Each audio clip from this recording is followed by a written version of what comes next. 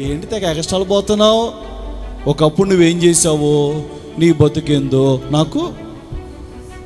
ఇదేవుడు దుష్టుడు. దుష్టుడు. హలో, ఏంది తెగ రెచ్చిపోతున్నావు? ఒకప్పుడు నీ బతుకేందో నాకు తెలియదా?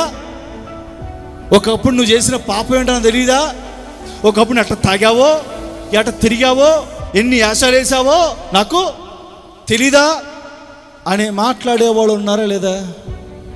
మనలో ఉన్నారా? మనలో ఉన్నారా? ఇప్పుడు ఆ వ్యక్తి నిజంగా మారు మనసు పొందకుండా చచ్చికొత్తట్టు వచ్చి అదే పాపంలో కొనసాగుతుంటే గద్దించి తప్పులేదు. నువ్వు చచ్చికొస్తున్నావు, ఒకప్పుడు ఏదో చేసావు, ఇప్పుడు చచ్చికొస్తున్నావు, వాక్యం అంటున్నావు, తప్పు కదా, చెప్పు, తప్పులేదు.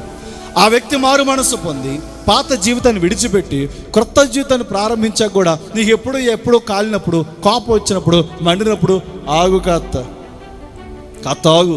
నువ్వేం చేసావు? ఒకప్పుడు నీ బతికేందో, నీ విధానాలేంటో అంటున్నారు ఎవరైనా? గురుగు గోధుమ కాదు. అడేమన్నాడు పెద్ద కొడుకు?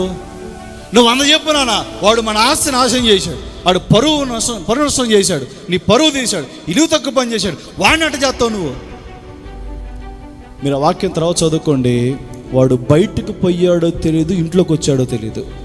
ఎవడాడు? పెద్ద కొడుకు. తెలీదు.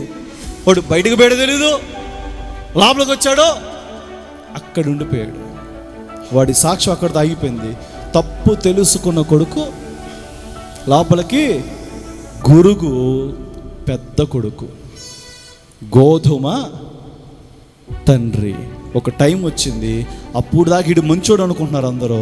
ఆ టైం వచ్చాక వాడిలో ఉన్నదంతా ఒక టైం వస్తుంది.